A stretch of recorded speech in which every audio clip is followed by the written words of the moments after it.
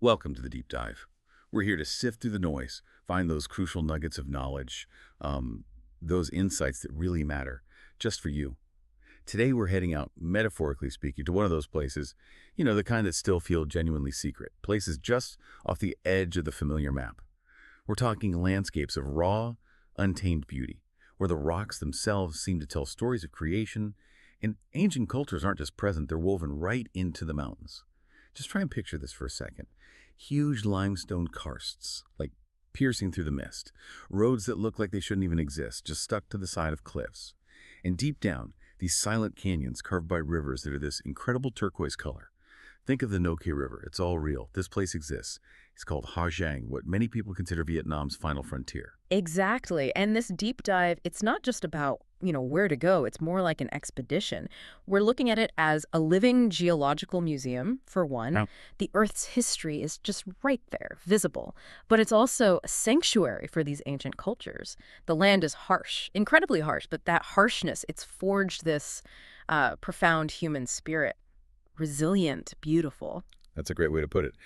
So our mission today is pretty clear. We've looked at the sources, especially Ha Giang, Vietnam's final frontier unveiled, to really get what makes this place tick. Why is it so unique? Why is this moment right now such a critical point in its history?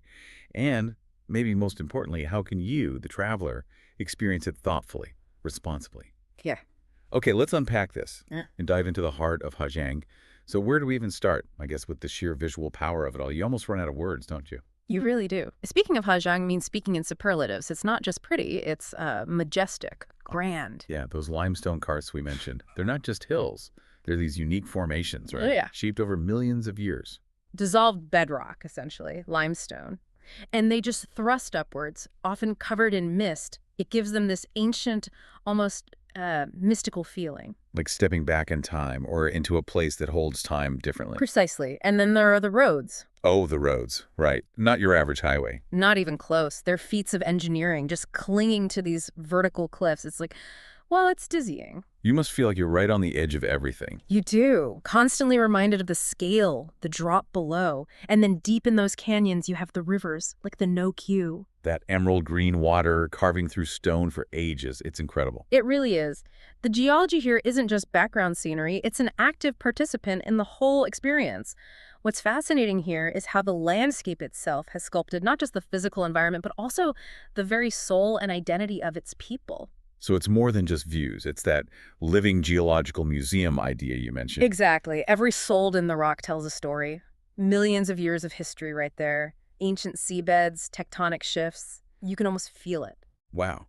And the cultural side, the sanctuary. Yes, that's equally profound. For centuries, Ha Giang was incredibly isolated. The mountains, the terrain, they formed a natural barrier. Which must have been tough for the people living there. Immensely tough, no doubt. Subsistence farming, harsh conditions.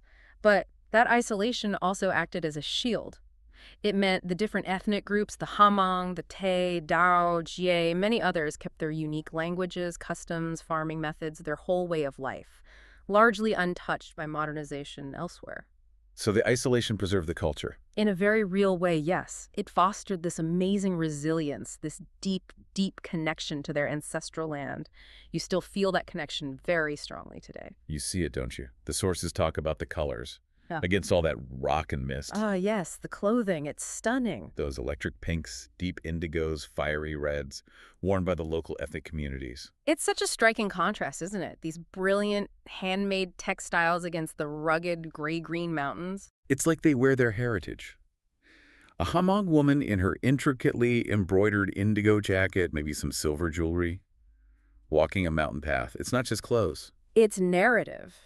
Cultural identity made visible. It adds this whole human layer of artistry to the natural spectacle. Absolutely beautiful. So if you imagine being there, surrounded by all that, the scale, the geology, the vibrant culture, what does that do to you? That's the question, isn't it? It sounds like something that could really shift your perspective on nature, on resilience, on beauty itself.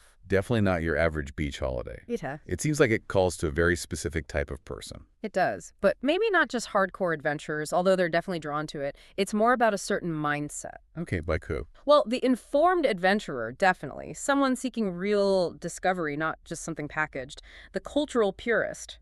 who wants authentic interaction, not a show. Photographers must love it. Oh, absolutely. Photographers searching for the sublime, landscapes and faces that tell stories without words. And I think anyone seeking a connection to something primal, authentic, something that challenges them. So it demands something from you. It demands respect, I think. Respect for the ruggedness, the authenticity, the challenges that come with going off the beaten path. But the rewards, they're immense. It's for people who get that the best places aren't just seen, they're felt. Deep down, they change you.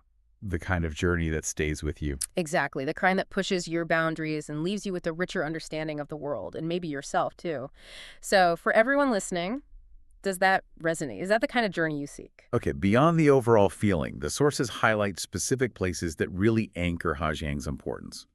Landmarks that give it, like, world-class credentials. Absolutely. These aren't just pretty spots, they're significant. They put Ha Giang on the map, globally speaking. Here's where it gets really interesting.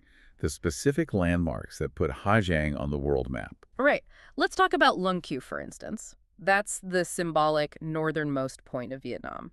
The place with the giant flag. The very one. A colossal flag on a huge tower, visible for miles.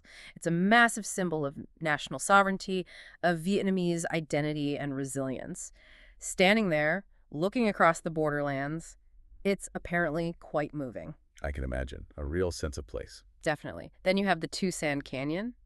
Just Wow, the deepest in Southeast Asia. That's the one, carved by the Nho Que River, that same Emerald River we talked about. The earth just opens up. Standing at the edge or taking a boat trip through it, the scale is humbling. Makes you feel tiny. Nature's power on full display. Completely. And you can't talk Ha Giang without mentioning the Ma Pailing Pass. Ah, the legendary road.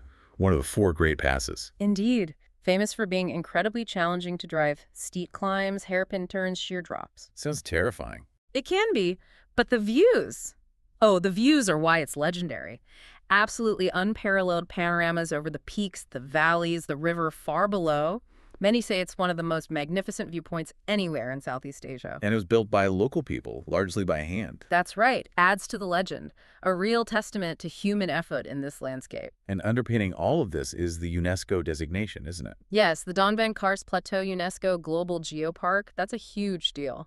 What does that actually mean, in simple terms? It means its geology is recognized as being of global importance. It signals a unique natural heritage, everything from the 550-million-year-old rocks to the biodiversity and the unique cultures that have adapted to live there. So it reinforces that living geological museum idea. Exactly. It confirms the scale, the uniqueness, the sheer ancientness of this place. It's not just beautiful, it's geologically significant on a world scale. Okay, so it's clear Ha Giang is incredible, unique, but that brings us to the critical question. Why now? What's the urgency? So what does this all mean for someone thinking of visiting today? This is probably the most critical part of the story right now. For centuries, like we said, that isolation was its shield. It kept the landscapes pristine, the cultures intact, almost frozen in time. But that's changing. Changing fast. The world has found Ha Giang.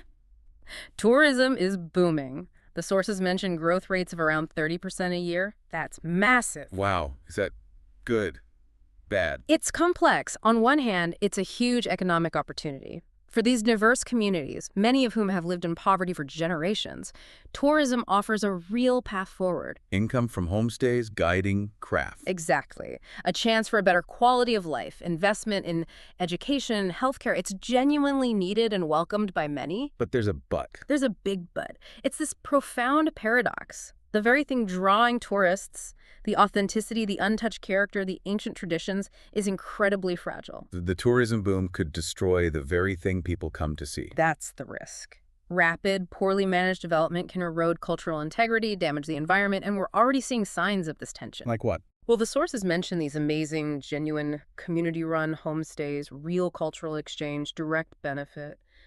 But then, maybe nearby, you see what one source called counterfeit, commodified, and distasteful tourist villages. What does that mean exactly? Fake villages. Sort of. Maybe hastily built structures that don't fit, Right. that are just there to make money. Maybe offering staged cultural shows instead of real interaction. Sometimes large hotels that clash with the local style. It creates this contrast between genuine life and something purely commercial. So you have to be discerning as a traveler. Very. If we connect this to the bigger picture, this reveals a fundamental paradox. The economic engine of tourism is fueled by a resource authenticity that it can inadvertently consume. That's a really tricky balance to strike. Progress versus preservation. Incredibly tricky. The challenge for Ha Giang is harnessing the benefits of tourism without sacrificing its soul. So, a journey there today. It's more than just a holiday. You're stepping into a place at a critical moment. You're witnessing traditions and negotiating their place in the modern world. Which really elevates the role of the traveler, doesn't it? Your choices, where you stay, who you hire, how you interact, they actually matter. They matter immensely. They're not trivial. You're part of Ha Giang's story as it unfolds. So it's not just about seeing it, but seeing it responsibly, engaging thoughtfully, being part of the solution, not the problem. Precisely. Before it changes irrevocably, it's a call for mindful travel. Your impact is part of your journey. Okay, we've established the why, the uniqueness, the urgency. Now, let's get practical. Let's unpack this. If you're ready to answer Ha Giang's call, how do you actually get there and navigate this epic landscape? Right, the logistics. It takes some planning, definitely some adventurous spirit, but it's doable. The journey really starts before you even see those big peaks, with getting to Ha Giang City. That's your gateway. And that's north of Hanoi. How far? About 300 kilometers north. The drive itself is part of the experience, 6, maybe 7 hours. You go through classic rural Vietnam, rice paddies, villages, then slowly climb into the mountains. It eases you in. What are the options for getting from Hanoi to Ha Giang City? Several good ones. The most common and cheapest are the sleeper buses. They cost, what, maybe $9 to $20? A lot of them run overnight, which is great. You save a travel day, arrive early morning, ready to go. Sleeper buses. Okay. Any other options? Yeah, for a bit more comfort, there are VIP minivans or limousines. Nicer seats, maybe a bit quicker, slightly higher price. And if you want total flexibility? Then you'd look at a private car. Best for families or groups, maybe. You control the schedule, stop where you want. But it's much pricier. Think $150 or more, one way. Okay, so you arrive in Ha Giang City. Then comes the big decision, right? How to tackle the loop itself. Absolutely critical decision. This defines your whole experience, how you connect with the place. So what are the main ways to do the loop? Well, the classic, the one many people feel is the only way to truly experience it, is by motorbike. Why motorbike? That sense of freedom, that direct visceral connection, you feel the wind, the temperature changes, you can stop anywhere instantly for a photo or just to soak it in. You're in the landscape, not just passing through it. Makes sense. But there are different ways to do the motorbike thing. Right. 2 main ways. First is self-riding. If you are a genuinely experienced, confident rider, this is the ultimate adventure. Total freedom, huge sense of accomplishment. There's always a but. A big but. Don't underestimate it. The roads are seriously challenging. Steep climbs, hairpin turns, gravel, maybe fog, sudden rain. It's physically demanding, needs constant focus, and yeah, it carries more risk. And you need the right paperwork, right? Yeah. The license. Crucially, yes. Yeah. A valid motorbike license from your home country PLUS, an International Driving Permit, or IDP, that specifically conforms to the 1968 Vienna Convention. Not all IDPs work in Vietnam. This specific one is key for legality and insurance. Get this wrong, and you could be in serious trouble. Okay, 1968 Vienna Convention IDP. Ah, So what's the alternative if self-riding sounds too intense? the easy rider option. This is what most people do, and it's highly recommended. You ride as a passenger on the back of a motorbike driven by a skilled local guide. Ah, so you get the thrill without the stress of driving. Exactly. You get the immersion, the wind in your hair, but you can focus entirely on the scenery, taking photos, just absorbing everything. Plus, safety is much higher with an experienced local who knows the roads. And the guide adds value too.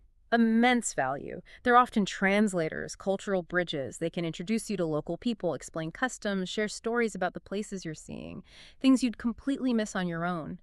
It turns the ride into a much richer cultural experience. Downsides. Cost, maybe. It costs more than self-riding, yes. And you have slightly less minute-to-minute freedom. But honestly, the benefits in safety and cultural insight, most people find it absolutely worth it. It's often the highlight of their whole trip. Okay, motorbike options covered. What if 2 wheels just aren't your thing? Then you go for a car with driver. This is great for prioritizing safety and comfort, or for families with kids. Protection from the weather too, I guess. Sun, rain, cold. Definitely. And space for luggage. Big plus. Important note, though. Foreigners can't rent and drive cars themselves on a tourist visa in Vietnam, so this option always comes with a local driver. Any tips for booking a car? Yeah, try to get an SUV rather than a big van if possible. Better chance everyone gets a window seat with a good view. Yeah. You don't want to miss those landscapes. Cost-wise, expect maybe $50 to over $100 per day, depending on the car size. Great breakdown, okay? Transport sorted, but there was that permit thing you mentioned earlier. Right, the Ha Giang permit.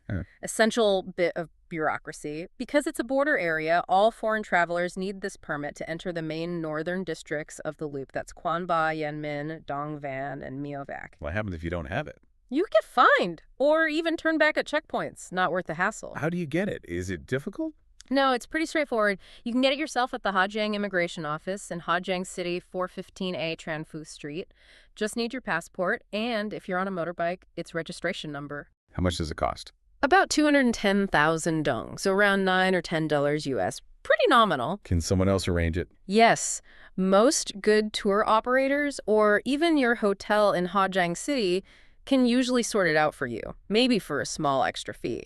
Saves you the trip to the office. It's just a small step, but a necessary one for a smooth trip. Okay, logistics nailed down. Permits sorted. Now the final big question. How long do you actually need for the loop? You said not to rush it. Absolutely crucial point. This isn't a trip to squeeze in.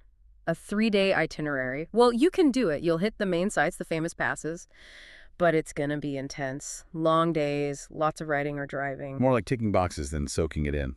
Pretty much. An express tour. You'll get the photos, but maybe miss the feeling, the connection. You'll likely feel rushed, exhausted even. So what's the recommendation? Definitely 4 or even 5 days. That's where the magic happens. It transforms the whole experience. How so? What difference does that extra day or two make? It allows you to slow down, relax the pace. It opens up time for spontaneous things, taking that interesting side road, stopping for a longer chat in a village, maybe doing a hike, or that boat trip on the Nho Que River we talked about. Deeper cultural encounters, too. For sure. More time means more opportunity to connect authentically. Stay in a homestay and actually share a meal and conversation, not just sleep and leave. Visit a local market properly.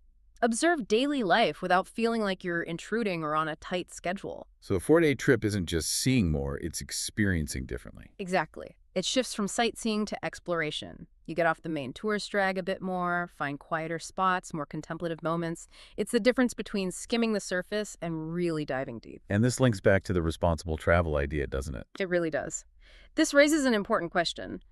Given Ha Giang's unique position at a crossroads, how does the length of your stay impact your ability to engage responsibly? How do you mean? Well, a longer, slower trip naturally allows for more thoughtful interactions.